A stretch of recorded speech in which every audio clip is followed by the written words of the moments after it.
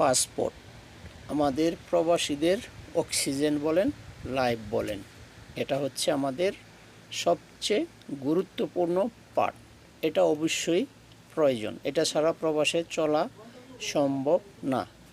এটা হচ্ছে MRP passport. MRP পাসপোর্টের এই যে পাতাটা, যে পাতাটায় আমাদের ছবি, এই পেজটা কিন্তু একবারে করা যায়, ঠিক আছে। আর এটা হচ্ছে আমার পাসপোর্ট, গত শুক্রবারে আমি নিয়ে আসছি, ডেলিভারির ডেট ছিল। আর এই পাসপোর্টের যে এই যে পাতাটা, এই পেজটা খুবই মজবুত এবং শক্ত, এটাকে আপনি কিছু করতে পারবেন না, ঠিক আছে। এটা হলো একটা পরিবর্তন। আর সবচেয়ে বড় পরিবর্তন যেটা আমার কাছে ভালো লেগেছে, আমি একজন বাংলাদেশি নাগরিক, পাসপোর্টে যাই থাকবে বাংলাদেশের থাকবে।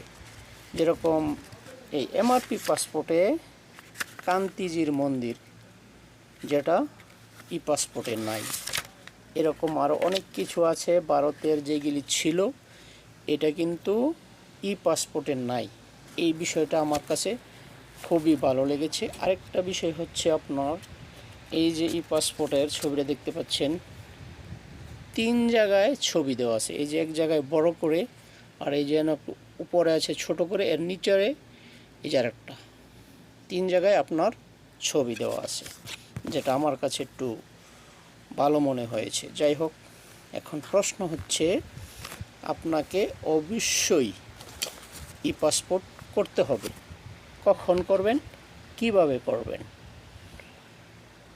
আপনার এমআরপি পাসপোর্টের যতদিন মেয়াদ আছে, কারোটা 2 বছর, কারোটা 3 বছর, ততদিন আপনি ওই এমআরপি পাসপোর্ট দিয়ে চলতে পারবেন, দেশেও যেতে পারবেন, আসতে পারবেন, কোনো সমস্যা নেই।